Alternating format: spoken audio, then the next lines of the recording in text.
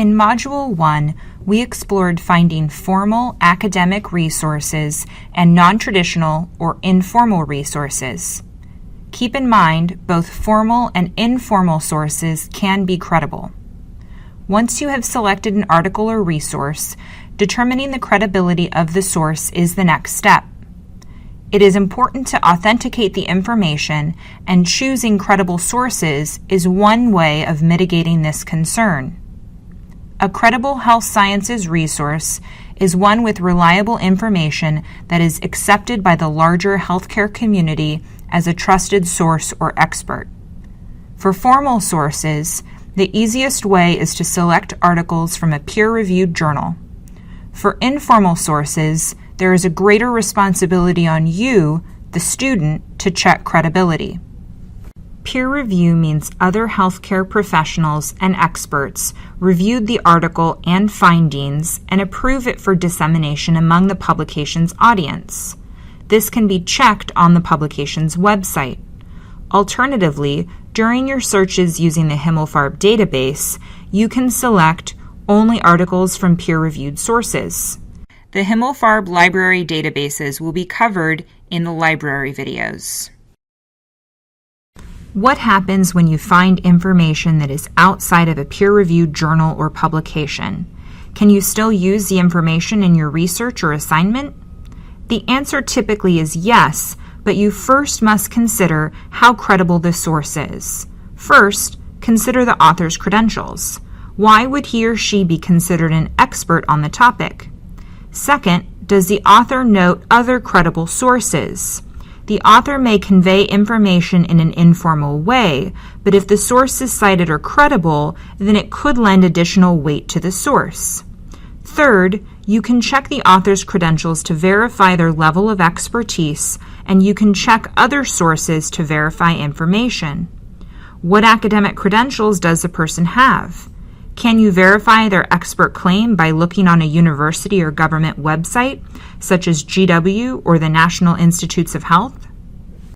Let's try an example. Here we have a blog from someone who claims to be a physician.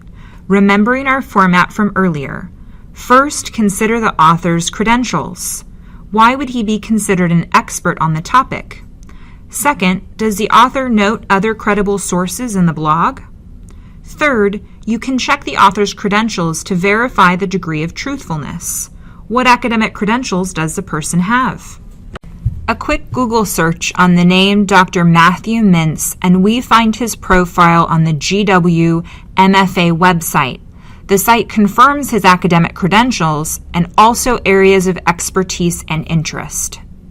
Next, we are looking at an informal source, another blog, but this time by a group and not an individual.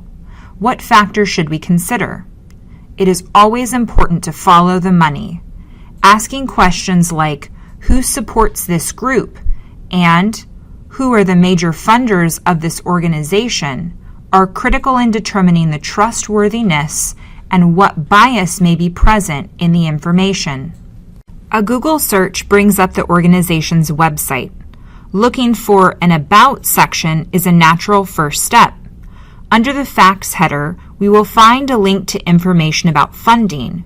We also find information about members and supporters.